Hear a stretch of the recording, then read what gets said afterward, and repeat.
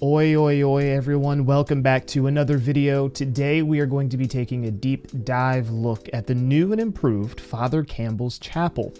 Guaranteed tiles, totems, gens, breakable walls, and more, so stick around. As we begin, we are going to start, of course, here in the far left corner of the map. This is where the shack is. Now, the shack always spawns here, and survivors can often spawn here, or at least very, very close to here, which makes this a wonderful area to start learning and memorizing where you are on the map. Of course, the basement can also spawn here as well, as a generator, a totem, or both. There isn't a lot to really be said about the shack, but this, like I said, is a great grounding point, and as usual, one of the strongest tiles on the map if you learn to run it correctly and appropriately, all right? Now, going up and to the left of the shack, we have what I'm calling a variety area. This spot, like many on the map, can spawn multiple different things, but none of them are particularly strong, okay? Now, a variety area can spawn one of 3 burnt down house structures. Now, these are new to the remaster of this map, all right? Now, these housing structures can sometimes have generators and or totems in them, and sometimes can have a pallet. The pallet can exist in multiple different forms that I'll show here, so just keep an eye out. Some of these are far stronger and or better than others, all right? And the pallet that spawns does depend on the rubble that spawns within this structure, okay? Now, of course, variety tiles can also spawn just plain old rubble. Now, this seems to spawn far less often than the burnt house structures, but the rubble is reminiscent of the old version of Father Campbell's Chapel, just some kind of bricks or junk with like a fairly unsafe palette, all right? Variety tiles can also spawn hills, much like Mount Ormond's rework. Unlike Ormond, though, there isn't a guaranteed totem spawn at the top of these hills. On Ormond, anytime you see a hill, there is a totem, but that's not the case here. Now, it seems to be likely that a totem will spawn if there is a hill, and if there is a hill, the totem won't spawn on the top of it, but will spawn down and to the right on the base, all right? Now, not every hill will spawn totems, and multiple hills can spawn at a time on a map, so if you're looking for totems, it doesn't hurt to check here because there is a high likelihood, but like I said, no guarantee. Variety tiles may also spawn rocks with an unsafe palette, rocks with no palette, or, the worst of all, nothing. Sometimes there's an abundant amount of trees that could spawn with absolutely nothing else around besides maybe a hook. Now, in some cases, if you just find that there are a bunch of trees around, a totem could spawn at the base of one of those trees, so keep an eye out for that. This most commonly happens in these 2 particular areas on the map. Okay, so now that we established what a variety tile could be, that can spawn in this location right here. Moving on to the right of this variety tile and above the shack, this is a guaranteed tile. Now, this, most of the time, almost 90% of the time, looks like a jungle gym or a 4-lane. But regardless of how it manifests, this is a guaranteed area where you can drop a pallet and loop the killer. So be sure to use this sparingly, but use this as a guaranteed location. Moving just above this tile, there's another variety tile. From rocks to burnt down houses, this is not a place that is consistently safe, but if you do manage to find a pallet here, treat this as an added bonus. And directly above this tile, you'll find the exact same thing, a variety spawn. Not a consistent safe haven. Remember that if burnt houses do spawn here, they could house totems and they could have generators. Now, continuing up and to the right of this area, you have a guaranteed tile spawn. Now, this usually looks like an LT wall or a pallet gym, but the thing that matters most is that it's a safe area, okay? But like I said, 90% of the time, it's an LT wall or a pallet gym. Now, moving directly north of here, we have the circus area of the map. Now, the circus has undergone some changes, and those changes are important to being able to use this newly designed area more efficiently. So let's discuss that setup. The circus usually has a giant welcome banner / entrance, okay? From this designated entrance, you'll look to the right. On the right, you have a small red tent, a circular rotating board with knives thrown into it, and behind the board there are stacks of hay bales, all right?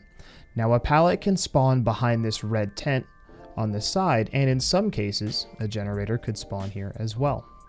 A totem can also spawn in that U shape of hay bales that you see. If we move to the left of the hay bales, we do have an animatronic that can also spawn a totem and potentially a pallet. Now, you'll never find a totem near the animatronic and in the hay bales. They usually spawn far more spread out than that, all right? Now, when it comes to pallets, I do not often see those two pallets spawning together near the animatronic and near the tent. Don't quote me on that being guaranteed, but those seem very close together, okay? Now, to the left of the animatronic tent, there is a caravan with a window vault. This remains mostly unchanged, except that Maurice the horse has changed location slightly. Maurice is always right after the vault next to another red tent. This is also the same red tent that has a merry-go-round horse on the opposite side. A pallet can spawn here as well as a generator. Now, next to the merry-go-round horse, there is a test your strength machine, and that brings us full circle back to the entrance. Now, the important thing to note and understand when mapping the circus and memorizing it is that the circus maintains the exact setup. All of the structures you see besides pallets and generators are always here. They never move location, okay? So memorizing this is important, okay?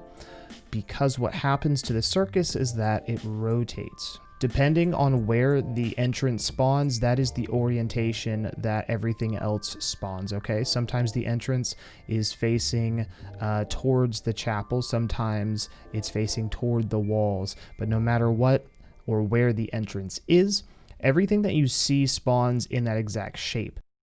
Now, to the right of the circus, there is a variety tile. A gen can and often does spawn here, but this could be rocks, a burnt building, etc. All of the things that we covered previously. And below this tile is a guaranteed tile. Now, this is typically 90% of the time some sort of jungle gym or a 4-lane. LT walls do not spawn here, okay? Between the two guaranteed tile spawns, of course, right here is a variety tile. Now, this variety tile could be a hill, a burnt house. Again, same stuff we've gone over.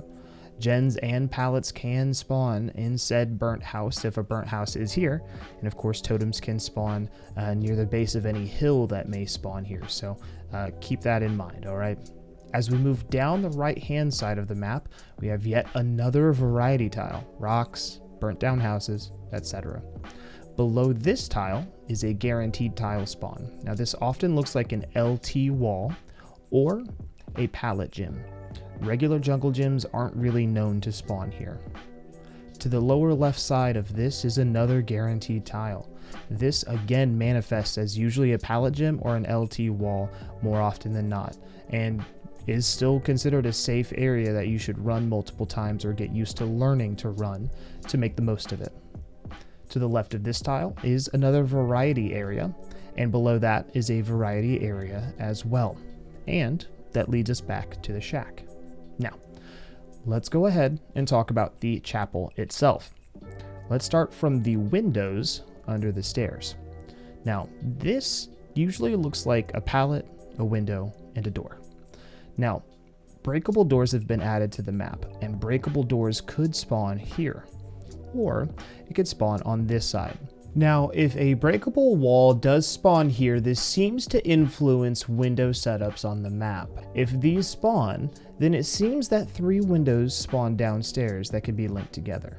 Killers that don't kick the door in will suffer tremendously from said windows. Now, if the door here doesn't spawn, then these windows just end up being empty open doors. However, if these become doors, then this busted out doorway becomes a window, just to give survivors a little something, okay? On top of all of that, 2 breakable doors could spawn here and here in some cases. Now, if a pallet doesn't spawn here, it can spawn here sometimes, not always. Sometimes there are just no pallets right here, okay? But keep that in mind. If you don't immediately see one here, there could be one to the left. And there could also be a pallet to the left of this entrance as well. Now, a breakable wall can often block the stairway entrance here, so do keep that in mind. and sometimes it can block the lower entrance, okay? Now, if we're looking upstairs, things are mostly unchanged. The gen is in the same location, and vaults appear generally in the same location here, in this window and over this banister. Now, on the opposite side of the stairs, a totem can spawn in this corner near this window, so keep that in mind, kind of near this candelabra, okay? Now, that is Father Campbell's chapel. It's mostly unchanged because it was, in my opinion, a fairly balanced map, but like I said, they made it a little bit more visually interesting, and they sort of, in my opinion, weakened the strength of some of the rubble random variety tiles with some of the burnt house tiles. We'll have to see how it plays out, but I think for the most part, it still feels roughly about the same in terms of balance. The most important takeaways for the map are what is consistent and what is safe and what isn't. While sometimes there are burnt houses with the palette, there are many times where there are not, and knowing that and keeping that in the back of your head is important. DBD maps are heavily RNG based, so there are few guarantees here, but what do you think? And what maps would you like to see me cover next? Let me know in the comments below, and of course, I'll be praying to the entity to see you guys in the next video.